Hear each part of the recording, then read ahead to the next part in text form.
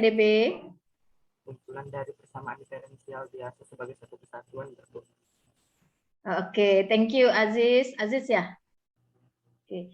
Ya, sistem PDB berarti kumpulan dari persamaan diferensial ya, terdiri dari minimal ada 2 buah persamaan diferensial biasa kalau kita bicara PDB. Nah, kalau sistem PDB orde 1 berarti artinya apa? Yang kita pelajari waktu di mata kuliah PDB itu adalah sistem PDB order 1 yang dengan saya ya. Oke, order 1 artinya apa?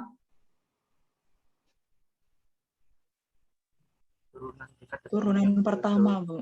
Turunan tertinggi yang muncul dalam sistem itu adalah turunan pertama ya. Oke, jadi di sini kita hanya akan membahas sistem PDB order 1 saja. Oke, kalau sistem PDB order tinggi itu biasanya ditransformasikan menjadi sistem PDB order 1 atau nanti bisa digunakan dengan menggunakan metode lainnya. Oke, cuma di sini kita batasi masalah sistem PDB order 1. Oke, sebagaimana definisi yang sudah disampaikan tadi bahwa sistem PDB order 1 terdiri dari minimal 2 persamaan diferensial biasa ya. Kemudian ada kata order satunya berarti persamaannya itu hanya boleh mengandung turunan tertingginya itu adalah turunan pertama. Oke. Nah, ini adalah bentuk umum dari sistem PDB order 1 kalau ingin diselesaikan dengan menggunakan metode numerik, di mana di kiri itu hanya ekspresi turunan saja, sedangkan yang di kanan ini adalah suatu ekspresi atau fungsi yang bisa jadi tergantung pada variabel bebasnya, bisa jadi tergantung pada variabel tidak bebasnya. Nah, kalau melihat notasi ini, berarti variabel bebasnya apa nih?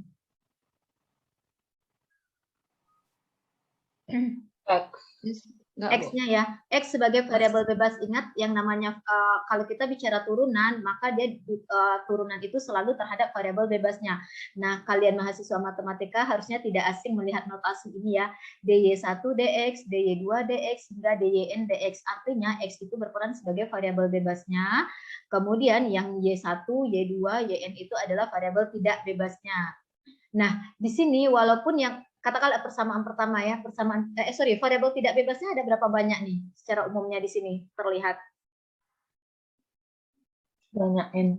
Sebanyak N. Oke. Nah, di sini kalau kita perhatikan yang persamaan pertama, ini kan Y1 aksen sama dengan dy1 dx sama dengan F1 yang tergantung pada variabel bebas X dan tergantung pada variabel tidak bebas Y1 dan tergantung pada variabel tidak bebas Y2 hingga Yn. Jadi artinya fungsi yang untuk turunan dari Y1 ini bisa jadi suatu fungsi yang tergantung pada variabel bebas X, tergantung pada variabel tidak bebas Y1, dan tergantung pada variabel tidak bebas lainnya.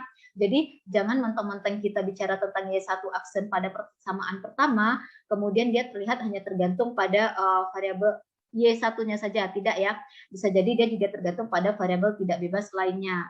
Oke, nah sebagaimana yang disampaikan sama seperti PDB, kalau ingin menyelesaikan sistem PDB secara numerik kan angka, maka kita tidak akan bicara solusi umum lagi. Kalau di waktu di mata kuliah PDB kan kita menyelesaikan sistem PDB dengan cara menemukan solusi umumnya dulu ya, yaitu temukan dulu fungsi Y1-nya seperti apa, walaupun diketahui nilai awalnya, kan begitu ya. Nah, di sini untuk menyelesaikan sistem PDB dengan metode numerik, maka perlu sekali nilai awal terlebih dahulu. Oke, artinya harus diketahui ketika X-nya berada di kondisi awal, nah berapa nilai Y-nya? Oke, nah di sini kalau dilihat Y1X0 sama dengan Y10, jangan dibaca Y10 ya. Y10 di sini artinya adalah nilai Y1 pada nilai kondisi awal, karena kan variabel tidak bebasnya ada Y1, Y2 hingga Yn. Kemudian Y2 pada nilai awal X0 itu sama dengan bernilai Y20, atau ini artinya adalah nilai Y2 pada kondisi awal. Oke, jadi harus ada informasi nilai awal ini terlebih dahulu. Nah, mencari solusi dari sistem PDB ini dengan informasi nilai awal ini, by the way kalau kalian lihat e-booknya, masalah ini, kalau saya menuliskan kalau nggak salah apa ya, sistem PDB dengan nilai awal. Kalau di e-booknya biasanya dituliskannya itu initial value differential equation, system of differential equation ya. Oke, nah kalau mencari solusi dari sistem PDB ini dengan informasi nilai awal ini, artinya apa sih dalam sistem dalam metode numerik?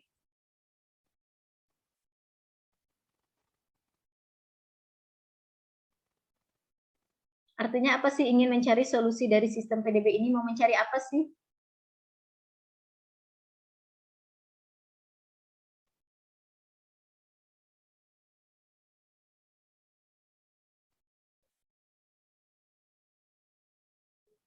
Nggak ada yang bisa jawab?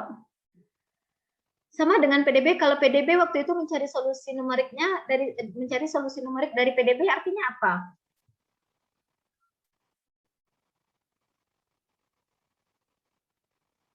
Nilai fungsi Y-nya, Bu.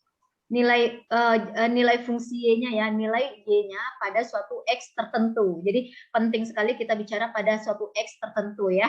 X tertentu di situ bisa jadi X-nya dalam interval, bisa jadi X-nya pada suatu titik. Nah, itu cara mencari, itu makna dari menemukan solusi dari sistem PDB atau masalah PDB dengan menggunakan metode numerik. Berbeda ya kalau dengan metode analitik mencari solusi dari PDB-nya atau mencari solusi dari sistem PDB-nya, artinya kita ingin mencari fungsi Y atau formula fungsi Y, sehingga sistem PDB-nya itu bentuknya seperti itu, atau fungsi turunan-turunannya itu jadinya seperti itu. Oke, jadi kalau dalam metode analitik kita harus mencari formula dari fungsi Y-nya atau formula dari variabel tidak bebasnya. Sedangkan dalam metode numerik kita ingin mencari nilai variabel tidak bebasnya pada suatu X tertentu, di mana X tertentu itu bisa dalam bentuk variabel, bisa pula dalam bentuk suatu titik tertentu. Oke, nah itu yang dimaksud dengan solusi dari sistem PDB di sini sudah saya tuliskan ya. Nah metode yang akan kita bahas itu sama saja dengan metode untuk PDB yaitu metode Euler dan metode Rumputa order 4. Oke, nah kita langsung ini, saya lupa dibersihkan lagi ini. Oke. Oke, sebenarnya konsep metodenya sama persis, jadi tidak banyak yang akan saya jelaskan sebenarnya di sesi ini. Oke, bedanya adalah kalau di PDB dulu hanya ada satu variabel, hanya ada satu variabel tidak bebas, sedangkan di sistem PDB ada sebanyak n buah variabel tidak bebas. Nah, jadi katakanlah ini adalah informasi yang kita punya, ini sistem PDB-nya, di mana F1 itu merupakan formula turunan untuk Y1, F2 adalah formula turunan untuk variabel kedua, dan seterusnya. Oke, kemudian ini adalah informasi nilai awal dari masing-masing variabel tidak bebasnya. Jadi, dalam metode numerik, kalau kita ingin menyelesaikan masalah sistem PDB, berapa banyak persamaan yang kita punya, maka segitu pula banyaknya nilai awal yang harus kita punya. Ya, kalau misalnya ada 3 variabel tidak bebas misalnya di dalam sistem PDB-nya, maka nilai awalnya juga harus sebanyak 3 buah. Jadi nilai awal untuk masing-masing variabel tidak bebas itu harus diketahui. Oke, nah let's say Y1R, Y2R hingga YNR ini adalah estimasi nilai Y. Kalau yang ini adalah estimasi nilai Y1 di langkah R, yang ini artinya adalah nilai estimasi nilai Y2 di langkah ke R, dan seterusnya. Oke, di mana XR itu apa sih artinya? Nilai X di langkah sekarang itu sama dengan apa konsepnya? XR. Nilai XR atau nilai X di langkah sekarang itu sama dengan Nilai awal X. lupa kan, udah dikasih tugas XR tambah 1 ya, Bu. apa XR tambah 1. XR tambah 1, oke, itu nilai X di langkah sekarang. Formulanya gimana atau mendapatkan nilainya gimana? Kan baru ngerjain tugas kan?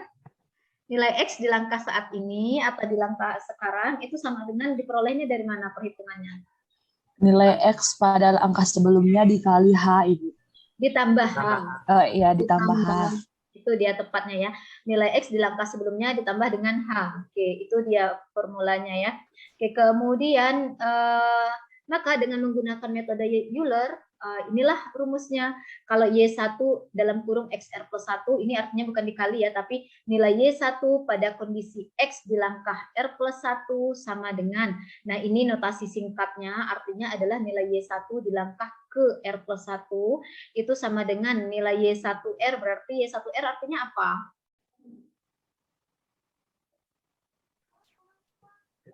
Y1R artinya apa? Amel, Y1R artinya apa, Amel? Amel? Nah, ini yang kayak gini nih, nah. Y1R artinya apa, Amel? Y1R ya, Bu? Kemana sih Amel nyambil tidur, Amel?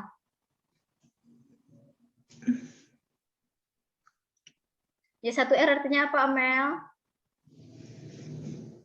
Y1R itu tuh ini gimana? Aduh, baru bangun nih Amel kayaknya. Nabila, apa artinya Y1R, Nabila?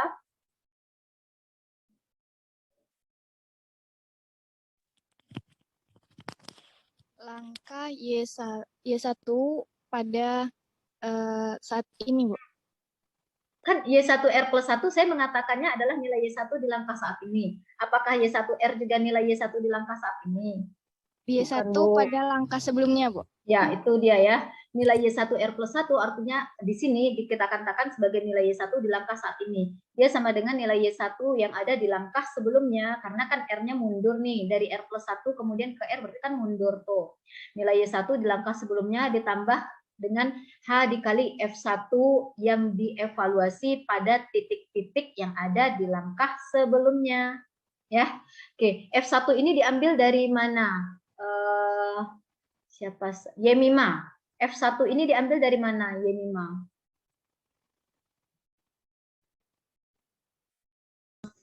Dari fungsi. Fungsi yang mana, Yemima?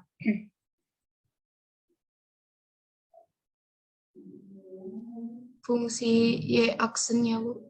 Y aksen yang mana, Yemima? Kan ada banyak Y aksen nih. Yang pertama.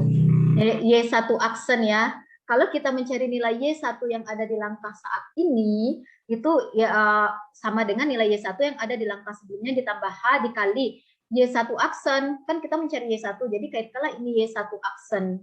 Kemudian kalau Y2 R plus 1 artinya adalah nilai Y2 di langkah saat ini sama dengan nilai Y2 di langkah sebelumnya ditambah H dikali F2. F2 ini dari formula yang mana? Yang Y2 aksen. Y2 aksen, karena kan kita mencari Y2 ya. Oke, jadi logikanya seperti itu. Berikutnya hingga hingga nilai YN di langkah ke R plus 1, langkah saat ini.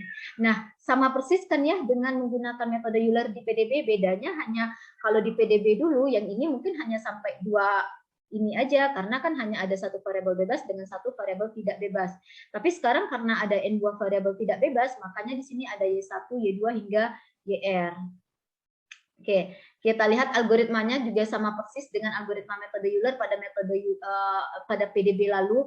Langkah pertama itu adalah kita menghitung dulu berapa banyak yang perlu kita butuhkan untuk menjawab pertanyaan kita. Tapi sekali lagi ini opsional ya, atau tidak wajib. Asalkan kita tarik saja ke bawah sampai ketemu nilai X maksimal yang kita mau ya. Oke, kemudian di langkah awal masukkan nilai X0, nilai Y1 di langkah awal, nilai Y2 di langkah awal, nilai YN di langkah awal yang berasal dari nilai awal ini. Oke, kemudian sudah kalau yang ini tentunya berdasarkan pada informasi nilai awal ya, jadi ini kita input secara manual. Kemudian di kolom berikutnya hitunglah nilai F1 yang dievaluasi pada titik-titik ini. Kemudian hitung pula nilai F2 hingga Fn, di mana Y1 ini artinya adalah nilai Y1 aksennya, ini nilai turunan kedua, nilai turunan untuk variabel kedua, kemudian ini nilai turunan pertama untuk variabel ke N. Oke, berikutnya barulah kita jalankan metode rumus dari Euler ini, yaitu nilai Y yang ada di langkah saat ini sama dengan nilai Y yang ada di langkah sebelumnya ditambah H dikali F-nya. Oke, kalau XR-nya konsepnya sama persis, yaitu nilai X yang ada di langkah sebelumnya ditambah dengan H ya. Kita lihat contoh soalnya, saya lupa hapus ini ya. Oke. Diberikan diberikan Y sama dengan YX. Artinya apa sih Y sama dengan YX? Y sama dengan YX ini artinya Y itu adalah suatu variabel tidak bebas yang tergantung pada variabel X. Itu makna dari ini ya. Oke. Y sama dengan YX artinya adalah Y ini merupakan variabel tidak bebas di mana nilainya tergantung pada variabel X. Kemudian Z sama dengan ZX artinya adalah Z ini adalah variabel tidak bebas yang tergantung pada variabel bebas X. Nah, penulisan seperti ini dianggap perlu karena sebenarnya bukan perlu sih, kalau mahasiswa matematika asumsinya harusnya sudah paham tuh makna dari notasi ini. Artinya kalau sudah dituliskan seperti ini, maka X-nya yang berperan sebagai variabel bebas, sedangkan Y-nya dan Z-nya itu sebagai variabel tidak bebasnya. Dan ini, notasi ini itu untuk mempertegas saja, ya. Oke, nah diketahui sistem PDB order satunya sebagai berikut, yaitu Y aksen sama dengan Y dikurang 4Z ditambah X, dan Z aksennya sama dengan 4Y dikurang 7Z. Nah, kalau dilihat dari formula Y aksen ini, berarti kan dilihat dari formula Y aksen ini, dia tergantung pada variabel tidak bebas Y ini, tergantung pula pada variabel tidak bebas lainnya, yaitu Z, dan tergantung pada variabel bebas X.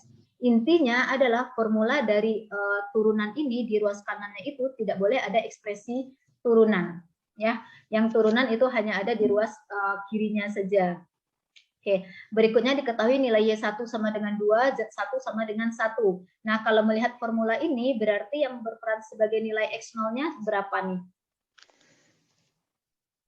1 ya, yang di dalam kurung ini sebagai nilai awal untuk X. Jadi X0-nya sama dengan 1, kemudian yang 2 ini sebagai nilai Y. Y0, nilai Y di langkah awal, kemudian 1 ini sebagai nilai Z di langkah awal. Jadi itu modelnya. Oke. Pertanyaannya adalah kita ingin mengestimasi nilai Y dan Z untuk X yang terletak antara 1 sampai 1,5. Oke, di sini kita akan menggunakan metode Euler saja dulu. Nanti dengan contoh yang sama kita bahas dengan metode Rumputa. Saya menggunakan dua buah nilai H di sini H sama dengan 0,1, nanti ada juga H 0,05 ya. Oke, kemudian sebatas itu saja soalnya. Yang ini adalah cara kita mengidentifikasi dari soal ini apa saja sih informasi yang kita punya.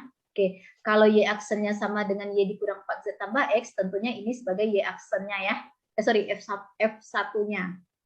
Oke, kemudian karena kan F1 tadi artinya adalah formula turunan.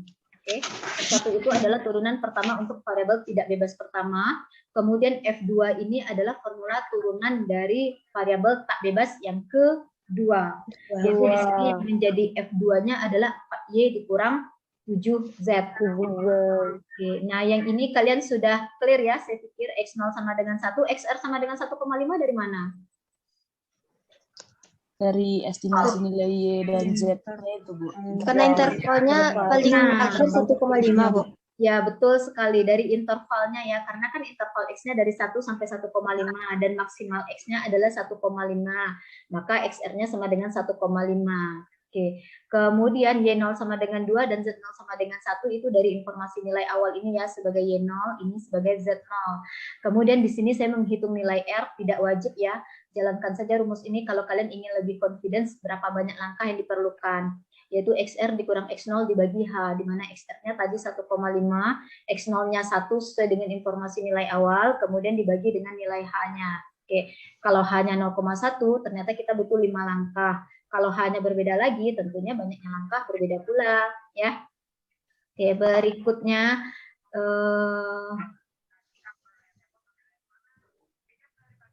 sini kita jalankan tabelnya. Di sini saya tuliskan hanya 0,1, kemudian ini langkah ke, kemudian ini kolom untuk variabel bebasnya, yang dalam hal ini adalah X, kemudian yang berikutnya adalah kolom untuk variabel tidak bebasnya. Karena di contoh ini ada dua variabel tidak bebas, maka ya ada dua kolom ya, untuk variabel tidak bebasnya dipisah, yaitu untuk kolom Y dan untuk kolom Z. Kemudian formula untuk taksiran nilai variabel tidak bebas dengan metode Euler kan seperti ini, yaitu Y sama dengan nilai Y yang ada di langkah saat ini sama dengan nilai Y yang ada di langkah sebelumnya ditambah H dikali F1. Oleh karena itu kita harus menghitung nilai F1 dan nilai F2 untuk ZR nantinya ya. Y1 ini ingat diambil dari turunan pertama, fungsi turunan pertama yang ada di sistemnya.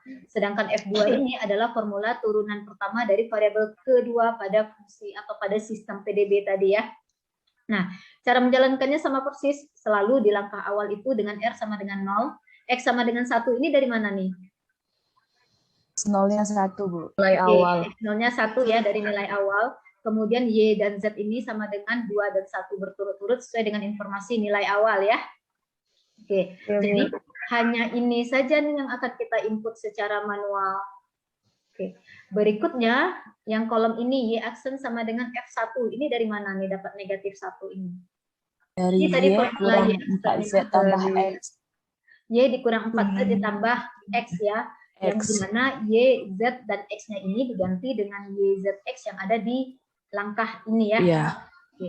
Jadi negatif 1 ini dapatnya dari 2 2 dikurang 4 kali 4 kali 1 ditambah 1. Ya, betul sekali Nelva. Nah, jadi negatif 1 ya. Kemudian untuk F2 berarti jalankan yang 4Y kurang 4Y 7Z. kurang 7Z. Tambah Z. Dengan mengganti Y dan Z-nya yang ada di langkah saat ini juga. Oke. Kemudian kita ke langkah pertama. Di langkah pertama nilai X-nya 1,1. Dari mana nih? 1 ditambah 0,1. 1 yang di langkah sebelumnya, X di langkah sebelumnya ditambah 0,1 ya. Jangan lupa kalau kalian ingin hanya menarik saja untuk di langkah berikutnya, yang setiap merujuk ke H itu, ke nilai H dikunci ya, biar tidak nyasar. Oke. Kemudian Y sama dengan 1,9 ini dapatnya dari mana?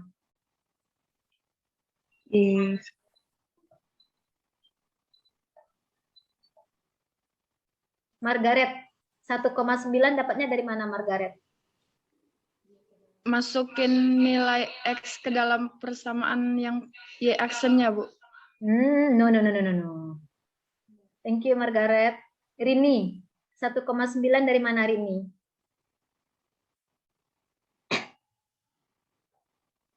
Putu, 1,9 dari mana Putu? Dari Y di langkah sebelumnya ditambah H dikali nilai Y aksennya, Bu. Ya, tepat sekali ya. Kan Y dan Z ini barulah kita gunakan rumus dari Euler-nya tadi. Kan rumus Euler-nya adalah ini nih. Yaitu nilai Y di langkah saat ini sama dengan nilai Y di langkah sebelumnya ditambah H dikali F1. Di mana F1 dalam hal ini adalah nilai Y aksen ya. Atau F1 yang di sini. Jadi 1,9 ini dapatnya dari Y sebelumnya yaitu 2 ditambah H-nya yaitu 0,1 ini dikali dengan F1 yaitu kali dengan negatif 1. Maka nanti akan dapat hasilnya 1,9. Ya. Kemudian kalau Z-nya sama dengan 1,1 dapatnya dari mana Widya? Dari Z sebelumnya ditambah H dikali Z aksen, Bu, atau F yang F2. Oke, ini dia ya, thank you Widya.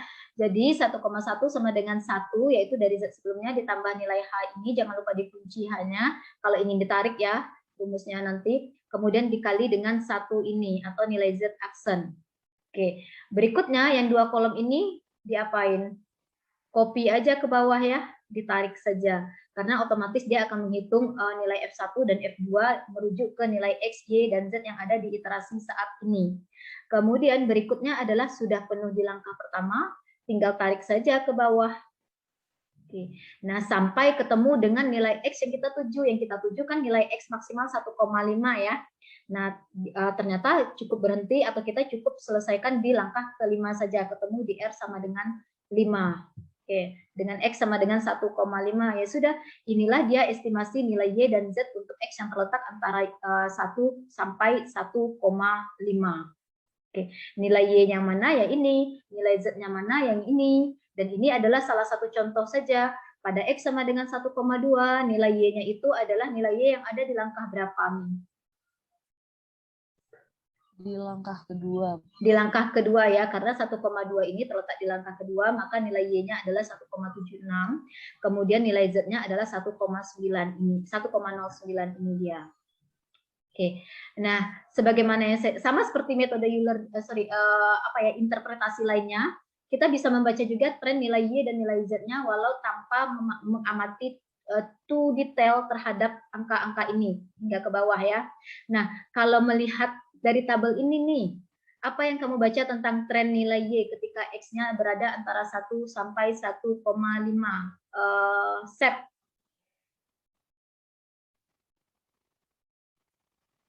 Iya, Bu. Bagaimana tren nilai Y ketika X dari 1 sampai 1,5 set?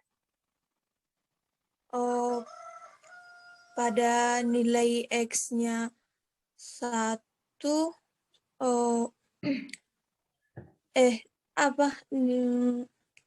nilai Y-nya makin mengecil, Bu. Nilai Y makin mengecil. Oke, benar ya, nilai Y-nya makin mengecil. Sebenarnya kita bisa lihat dari nilai yang mana, dari kolom mana. Dari Y aksen sama dengan F1, Bu. Ya, Dia Y aksen ya. negatif. Kenapa nilai Y aksennya memangnya? Dia negatif, Ibu. Kalau bernilai Mengecil. negatif, kenapa memangnya? Dia mengecil, Ya, berkurang. itu dia ya. Karena nilai Y aksennya ini atau nilai F1-nya ini bernilai negatif, berarti fungsinya turun di dalam interval 1 sampai 1,5 ya. Dengan demikian, Y-nya pasti makin kecil ketika X-nya membesar. Kemudian bagaimana tren untuk nilai Z-nya? Berikutnya, Dwijian. Bagaimana tren nilai Z ketika X-nya membesar dalam interval 1 sampai 1,5? Dari 1 sampai 1,3 dia membesar. No, dia mengecil. Mengecil terus, Bu, sampai 1,5. Dari mana sampai mana dia membesar? Dari 1 sampai? Dari 1 sampai 1,1 dia membesar. Terus dia dari 1,2 sampai 1,5 mengecil. Oke, sebenarnya bukan dari 1,2 sampai 1,5 aja dia mengecil ya. Setelah 1,1 intinya dia mengecil nilainya. Oke. Nah, itu adalah tren kalau kita membaca tabel ini dengan mengambil hanya 0,1. Jadi dengan 0,1 yang kita bisa lihat itu adalah trennya ketika X-nya dari 1 sampai 1,1 nilai Z-nya membesar. Itu bisa dilihat dari nilai Z aksennya, yaitu di sini bernilai positif. Ingat, nilai Z aksen yang di sini itu dampaknya adalah sampai ke Z di langkah sebelumnya, sampai ke Z di langkah sesudahnya ya. Oke, di sini kan positif ini pada langkah awal. Langkah berikutnya itu kan langkah 1. Jadi untuk X dari 1 sampai 1,1 ternyata nilai Z-nya membesar. Kemudian setelah 1,1 hingga 1,5 nilai Z-nya mengecil, ditandai dengan Z aksen bernilai negatif. Oke. Namun sebenarnya yang kayak gini itu belum tentu sepenuhnya totally accurate ya, maksud saya. Kalau kita lihat dari sini, oke, dari 1,1 setelah 1,1 dia membesar. Seandainya nilai H ini kita perkecil lagi, bisa kalau H ini perkecil lagi, tentunya diskritisasi untuk X ini berbeda pula ya. Misalnya nih, kalau kita ambil hanya 0,01, tentunya setelah 1 ini nilai X-nya adalah 1,01, ya enggak? Setelah itu 1,02, setelah itu 1,03, dan seterusnya. Makin banyak langkah yang dibutuhkan. Nah, bisa jadi dengan H0,01 itu penampakan yang terjadi adalah nilai Z aksen itu masih bernilai positif hingga X-nya sama dengan 1,13 misalnya.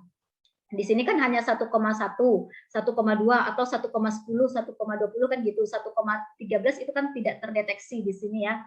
Nah, bisa jadi sebenarnya ketika kita diskritisasi lebih kecil lagi jaraknya, ternyata akan lebih spesifik lagi informasi yang kita punya.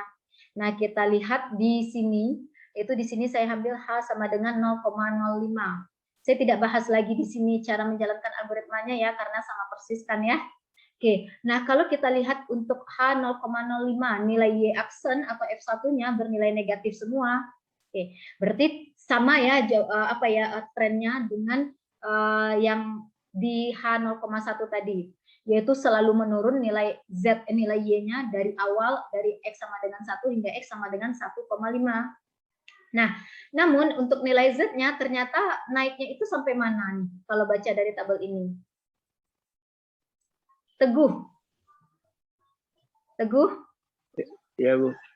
Kalau dilihat dari sini, nilai Z-nya itu membesar hingga X sama dengan berapa, Teguh? Hingga X-nya sama dengan 1,1 ini, Bu. 1,1, salah? 1,07. Emang ada 1,07 di sini, Teguh? Enggak, Bu, yang nilai Z-nya ini, Bu. Iya, enggak, nilai X-nya. Nilai Z-nya membesar ketika X-nya sampai mana? Oh, nilai X-nya sampai 1,15. Oke, sampai 1,15 ya. Karena kan nilai Z aksen ini bernilai positif hingga di langkah ini, maka positif di sini itu berdampak untuk Z yang ada di langkah setelahnya ya, yaitu di langkah ketiga dengan X-nya 1,15. Jadi ternyata nilai Z ini makin naiknya bukan hanya sampai 1,1, melainkan naiknya ternyata sampai 1,15 kalau kita perkecil lagi nilai H-nya. Jadi kan semakin detail tuh pengetahuan kita, maksudnya informasi yang kita punya tentang karakter dari sistem ini. Oke. Nah, setelah 1,15 barulah fungsi nilai Z-nya makin turun.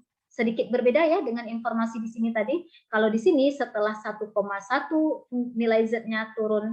Tapi ketika hanya kita perkecil, ternyata setelah 1,15 nilai Z-nya itu mengecil.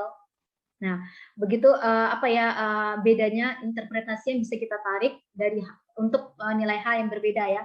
Bisa jadi nih seperti yang saya sampaikan tadi, kalau kita ambil hanya 0,01, tentunya di sini setelah 1,1 ada 1,11, ada 1,12, ada 1,13, 14, 15 sampai di sini. Nah, kalau kita diskritisasi dengan H yang demikian 0,01 bisa jadi ternyata Z aksen ini masih bernilai positif hingga X-nya 1,13. Berarti nilai Z-nya itu naik sampai Z-nya 1,14. Nah, bisa jadi begitu ya. Namun, apapun kesimpulan yang kalian ambil, sejauh itu benar merujuk tabel yang kita kerjakan, ya tidak ada yang salah sejauh kita membacanya benar. Ya, maksud saya, oke, dengan H 0,05 ternyata yang bisa kita simpulkan adalah nilai Z-nya itu kira-kira diestimasi akan naik hingga X sama dengan 1,15. Namun setelah 1,15 nilai Z-nya makin kecil karena Z aksennya negatif. Oke, sekarang perhatikan grafik ini. Kiri dan kanan. Nah, dua-duanya ini merupakan perbandingan antara solusi numerik, solusi sebenarnya dengan solusi numerik, di mana solusi numeriknya di dua grafik ini dengan menggunakan metode Euler dan namun dengan nilai H yang berbeda. Kalau yang diamond ini atau kotak yang berwarna merah ini itu dengan menggunakan H 0,1, sedangkan lingkaran berwarna hijau ini dengan menggunakan H 0,05. Beda antara yang kiri dengan yang kanan adalah karena di sistem kita kan ada dua variabel tidak bebas ya. Maka yang di kiri ini saya gambarkan kalau kita menggambarkan langsung dalam satu grafik itu pastinya di ruang dimensi berapa tuh jadinya kalau variabel tidak bebasnya ada dua.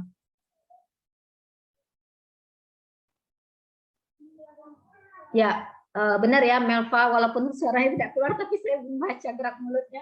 Di ruang dimensi 3 ya, karena kan X, Y, dan Z.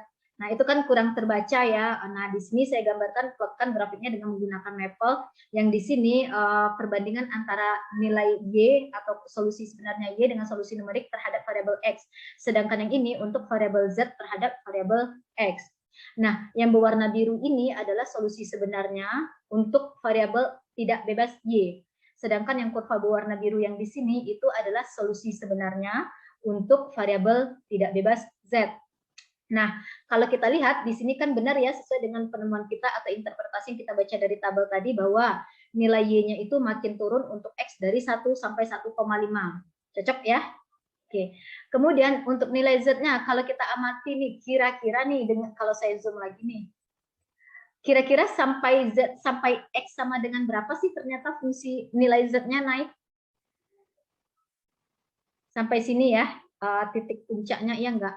Dan itu ternyata tidak sampai, kalau tadi dengan menggunakan H 0,05 kita ketemu nilai Z-nya itu naik sampai X sama dengan 1, berapa?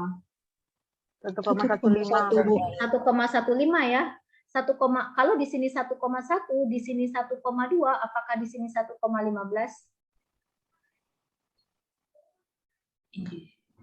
Mungkin.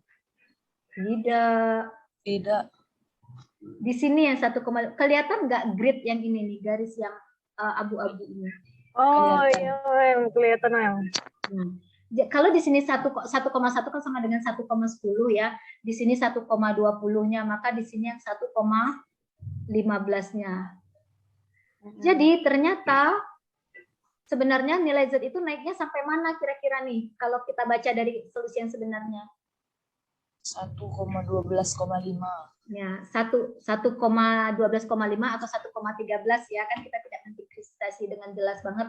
Intinya adalah ternyata tidak sampai 1,15 itu ternyata nilai Z-nya naik. Ternyata ya, tapi apapun yang kita baca dari tabel tadi tidak salah juga. Oke, karena kan diskritisasi yang kita ambil emang hanya dengan H 0,05. Oke, dengan demikian ya nggak masalah dan tidak menyalahi juga kalau yang circle ini adalah titik-titik untuk dengan H 0,05 atau benar kok emang setelah 1,15 di sini ya, dia akan membacanya diskritisasinya 1,1, 1,15. Yang dia tahu itu tadi sampai sini yang bernilai positif, tapi mulai 1,15, X-nya 1,15 ternyata Z-nya negatif. Oke, jadi nggak ada yang salah sebenarnya. Berikutnya, apa kesimpulan yang kalian ambil nih antara perbandingan solusi numerik dengan solusi analitiknya dengan nilai H yang berbeda ini? Sebenarnya kesimpulannya sama sih seperti yang kita bahas pada PDB lalu. Berarti di saat nilai hanya mengecil, mendekati nilai sebenarnya. Ya, itu dia ya. Ketika hanya semakin kecil, maka solusi yang kita punya itu semakin dekat dengan solusi yang sebenarnya.